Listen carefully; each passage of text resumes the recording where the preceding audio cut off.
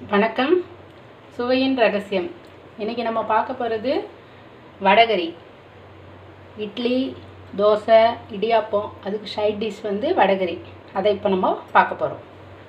இப்போ முதல்ல வந்து அதுக்கு என்னென்ன பொருட்கள் தேவைன்னு பார்த்துப்போம். கடலைப்பருப்பு 2 மணி நேரம், 1 கப்பு எடுத்திருக்கேன். அது ஊறினா கொஞ்சம் நிறைய வரும். அதை வந்து 2 மணி நேரம் ஊற வச்சு எடுத்துக்கணும்.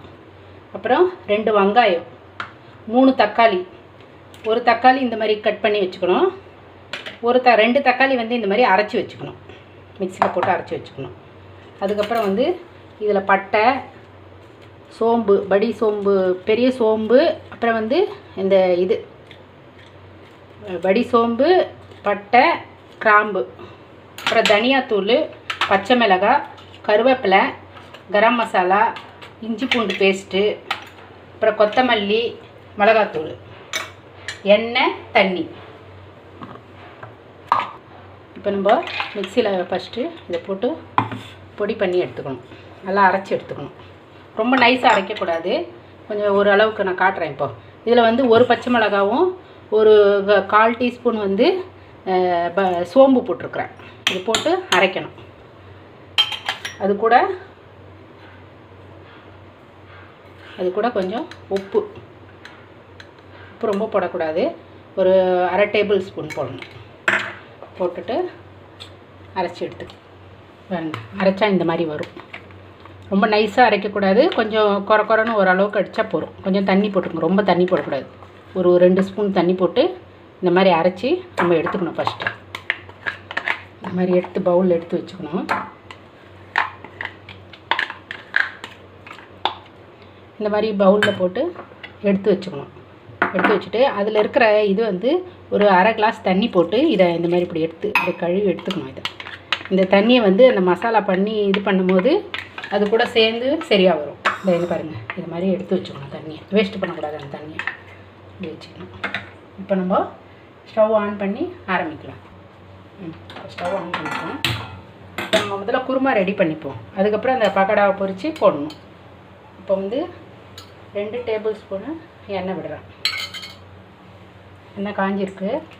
இப்போ நம்ம வந்து இந்த பட்டை, 2 பட்டை, இந்த சோம்பு எல்லாம் போட்டு கொஞ்சம் பொரிக்கணும்.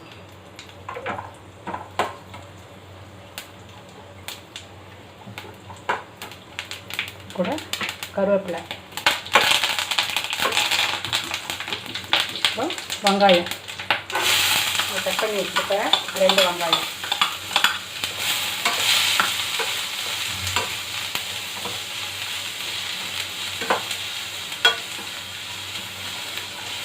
வடகரி ரொம்ப ஃபேமஸ்ஸு தமிழ்நாட்டில்.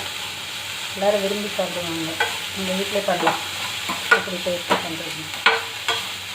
வெங்காயம் வதக்கும் போதே நம்ம வந்து உப்பு போட்டுருவோம். இப்போ கொஞ்சம் சீக்கிரம் வதங்கிடுவாங்க. இதுக்கு ஒரு பவுலோட இது எடுத்துருக்கோம் இல்லையா, கடலைப்பருப்பு. அதுக்கு வந்து 1 டேபிள் ஸ்பூனு உப்பு போடணும்.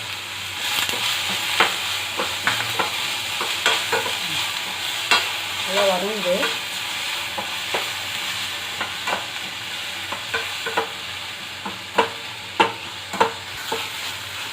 நல்லா வதங்குற வெங்காயம் நம்ம உப்பு போட்டதுனால கொஞ்சம் சீக்கிரம் வதங்கிடும்.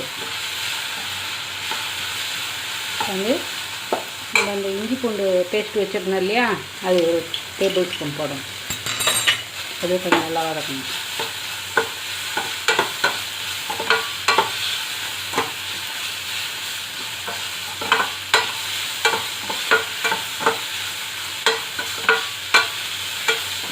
கொஞ்சம் சின்னது பண்ணிக்கோங்க.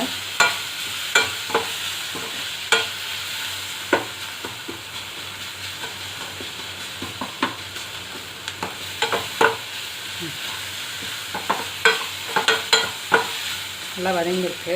இப்போ பச்சை மிளகா போடணும். 2 பச்சை மிளகா போடணும். கொஞ்சம் நீட்டாக கட் பண்ணிவிட்டு போடணும். அப்புறம் நம்ம மிளகாத்தூளும் போடுவோம். 1 ஸ்பூன் மிளகாத்தூள் போடுவோம். இந்த டேஸ்ட்டு வர்றதுக்கோசரம் இந்த இஞ்சி பச்சை மிளகா. அதுக்கப்புறம் தக்காளி, 1 தக்காளி கட் பண்ணி வச்சுருக்கோம், அது போடுறோம்.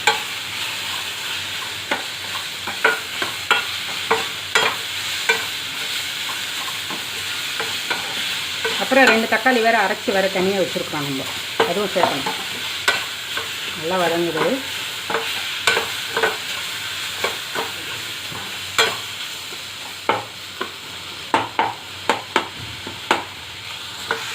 நல்லா இது வந்துருக்கு.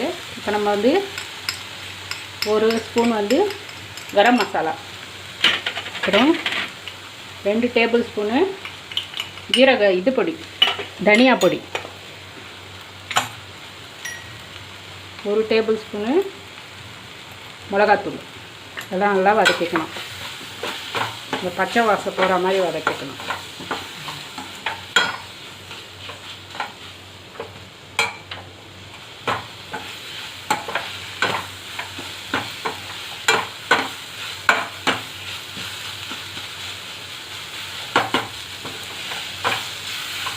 இப்போ வந்து தக்காளி போடணும். அரைச்சி வச்சுருக்கோம் இல்லையா 2 தக்காளி, அதே போட்டு நல்லா வதக்கணும்.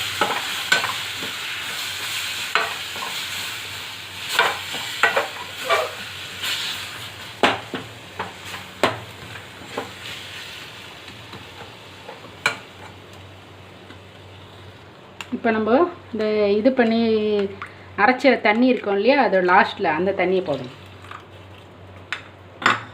போட்டு நல்லா கொதிக்க வைக்கணும். இதில் வந்து கூட 1 கிளாஸ் தண்ணி போடணும்.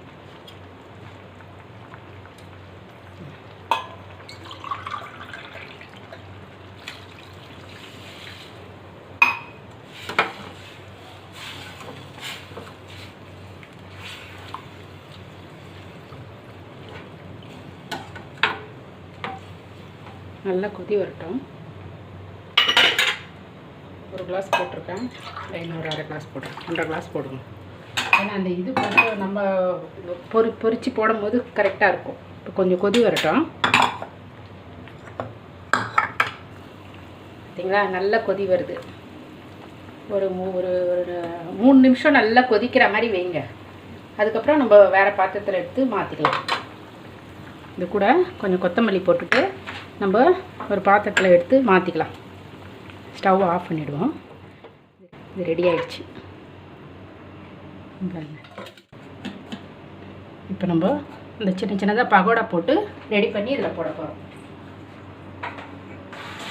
இந்த மாதிரி ஒரு பவுலில் தண்ணி எடுத்துகிட்டு கொஞ்சம் சால்ட் போட்டு வச்சுட்டு ரெடியாக வச்சுக்கணும்.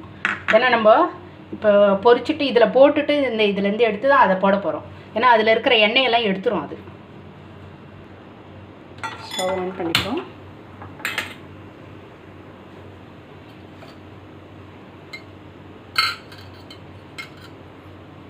எண்ணெய் போட்டுக்கலாம்.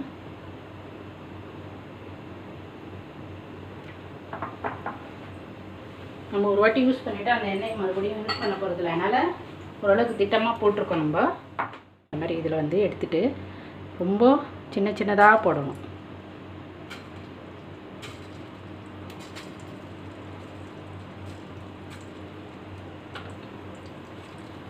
ரொம்ப பெருசாக போட்டால் வேகிறதுக்கு ரொம்ப நேரம் ஆகும். சின்னதாக போட்டிங்கன்னா இந்த குருமாவில் போடும்போது சரியாக வடகரி கரெக்டாக வந்துடும்.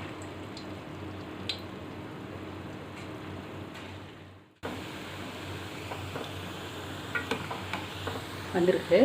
தேங்காய் ஃபுல்லாக எடுத்துருவோம்.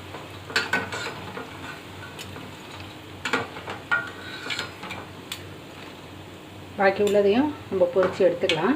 இப்போ அதை எடுத்துகிட்டு இது பாருங்கள், இதில் வந்து இங்கே தண்ணி கொஞ்சம் உப்பு போட்டு ரெடியாக வச்சுருக்கோம். அதில் இப்படி போட்டுடணும். போட்டுட்டு எதுக்கு போடுறோன்னா போட்டுருவோம். அது கொஞ்சம் நேரம் ஊறட்டும். அதுக்குள்ளே நம்ம என்ன பண்ணுவோம், இந்த இதெல்லாம் போட்டு வச்சுருக்கோம் இல்லையா, 2வது ட்ரிப்பு போட்டு எடுத்துடலாம். நம்ம இந்த மாதிரி தண்ணியில் போட்டு எடுத்தோன்னா எண்ணெயெல்லாம் வந்துடுச்சு பாருங்கள். அதுலேருந்து இது எல்லாமே பொரித்து எடுத்துட்டோம். ஸ்டவ் ஆஃப் பண்ணிவிடுவோம். பாருங்கள், எல்லாம் பொரித்து இதில் போட்டோம். மறுபடியும் ஸ்டவ் ஆன் பண்ணி ஒரு கொதி வர வைக்கணும். அந்த கொதி வந்தோடனே நம்ம ஆஃப் பண்ணிட்டு பாருங்கள். இதில் எல்லாம் கலக்கணும்.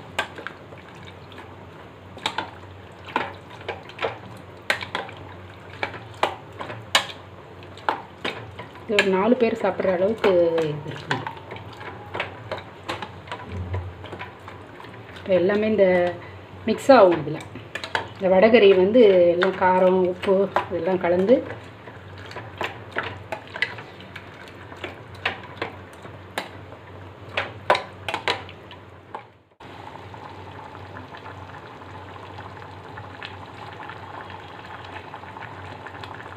ரெடி ஆகிடுச்சு. நம்ம ஸ்டவ்வை ஆஃப் பண்ணிடுவோம். இந்த ஒரு பவுலில் போட்டுக்கலாம்.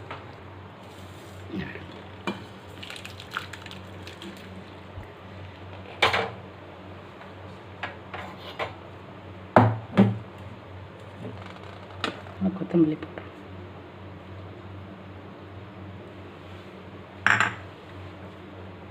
வடகறி ரெடி.